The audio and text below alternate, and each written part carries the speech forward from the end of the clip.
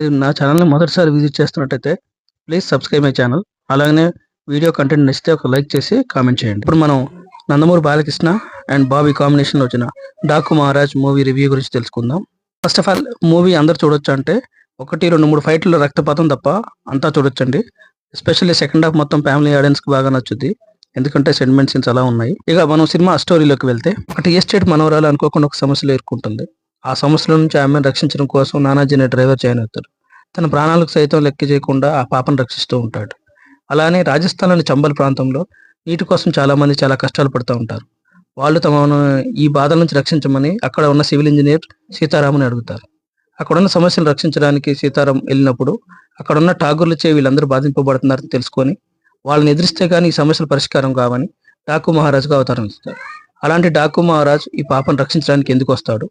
ఆ పాపకి ఈ డాకు మహారాజ్‌కున్న సంబంధం ఏంటి? అనేది తెలుసుకోవాలంటే మీరు తప్పకుండా సినిమా చూడాలి. నన్నడిగితే నేను ఈ సినిమా తప్పకుండా ఫ్యామిలీ మొత్తం చూడొచ్చు. కేవలం ఒక 2, 3 సీన్‌లలో రక్తపాతం తప్ప మిగతాదంతా సినిమా బావుంటుంది. సినిమాలో అయితే ఎక్కడ వల్గారిటీ ఉండదు. ఆ ఒక్క పాటల్లో కూడా నేను చూసిన థియేటర్‌లో అయితే కొన్ని స్టెప్పులు బాగాలేనివి తీసేశారు. మిగతా పాటంతా మంచిగానే ఉంది ఉంచారు.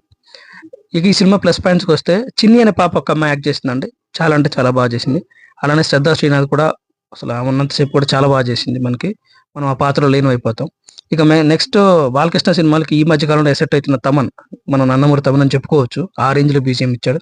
నిజంగా ఒక సినిమాని ఎలా ఎలివేట్ చేయాలనేది నిజంగా ఈ సినిమాలో చూడొచ్చండి. గత సినిమా మ్యూజిక్, ఈ సినిమా మ్యూజిక్‌కి మనకి క్లియర్‌గా డిఫరెన్స్ అనేది తెలిసిపోతా ఉంటుంది. ఇక 4 బాలకృష్ణ. బాలకృష్ణ యాజ్ యూజువల్‌గానే చేశాడు. కొత్తగా బాలకృష్ణ చేసి ఈ సీన్ బాలకృష్ణ వల్లనే పేలిందనేది ఏం లేదు. నార్మల్‌గా బాలకృష్ణ ఎలా చేయగలడో అలానే చేసిండు. తర్వాత సపోర్టింగ్ క్యారెక్టర్స్ అండి. ఈ సినిమాలో ఉన్న ప్రతి ఒక్క సపోర్టింగ్ క్యారెక్టర్‌కి ఉన్న 1, 2, 3 సీన్‌లైనా కూడా చాలా బాగా పేలినాయి. చాందిని చౌదరి అనండి, లేదు అనంటే సత్య అనండి, ఉర్వశి రౌతలకి 2, 3 సీన్‌లు ఉన్న ఆమెది బానే. అలానే మన దసరా విలన్‌కి ఉన్న 4, 5 సీన్‌లు అతను. సో, సపోర్టింగ్ క్యారెక్టర్ ఎందుకు పెట్టుకున్నారు అనేది సినిమాలో మనకు క్లియర్‌గా ఒక్కొక్క సీన్ అని తెలుస్తుంది. అలానే విలన్ ముగ్గురున్నా కూడా వాళ్ళకి ఒక సీన్ ఉన్నా కూడా సీన్ బాగా పేలింది. అలాగనే సినిమాలో డైరెక్టర్ చేసిన ఇంకొక మంచి పని ఏందనంటే, ముగ్గురు విలన్‌ని నరికేటప్పుడు 3 డిఫరెంట్ యాంగిల్‌లో నరుకుతాడు. అవి మనకి క్లైమాక్స్‌లో ఒకసారి చూపిస్తాడు కూడా. అవి బాగొచ్చాయి. నెక్స్ట్ ఈ సినిమాలో ఇంకా బాగా చెప్పుకోవాల్సింది కెమెరామెన్ అండి. మన కెమెరామెన్ గొప్పతనం ఏందనంటే, ఎంత తక్కువ బడ్జెట్‌లో కూడా ఎంత బాగా చూపించనేది ఈ సినిమా చూపిచ్చాడు. గత సినిమాలోనేమో డబ్బులు ఎక్కువ పెట్టి కెమెరా పనితనం సరిగ్గా లేదు.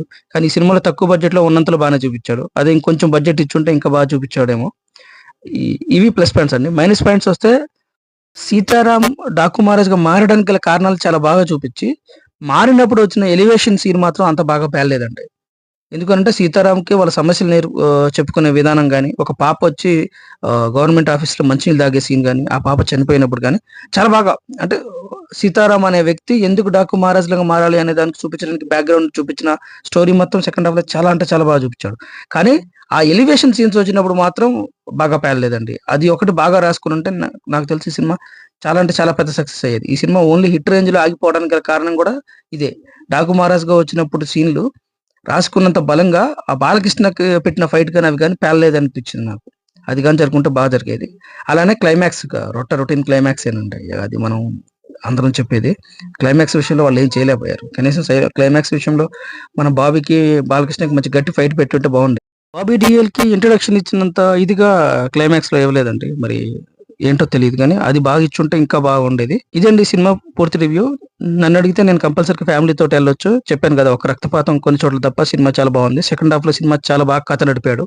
ఠాకూ మహారాజ్‌గా మారాల్సిన సందర్భం చెప్పిన సీన్ నేను చెప్పినట్టు చాలా అంటే చాలా బాగా చూపిచ్చాడు. మనం ఆ సినిమాలో ఇన్వాల్వ్ అయిపోతాం. అంటే బోరింగ్ అనిపించింది కొంతమందికే గానీ, చాలా మంది ఇన్వాల్వ్ అయిపోతారు. ఎందుకంటే ఆ పాపలో యాక్టింగ్ గాని, వాళ్ళని హింసించే విధానం గాని, చూపించిన విధానం గాని చాలా అంటే చాలా బాగున్నాయి. సో, నాకు తెలిసి పండగకి మీరు తప్పకుండా ఫ్యామిలీతోటి ఎళ్ళొచ్చు. గేమ్ చేంజర్ అండ్ మిగతా సినిమా రివ్యూలు కూడా నా ఛానెల్‌లో ఉన్నాయండి. కొంచెం అవి చూసి సబ్స్క్రైబ్ చేసుకొని నన్ను ఎంకరేజ్ చేస్తారని ఆశిస్తూ థాంక్ యూ వెరీ మచ్.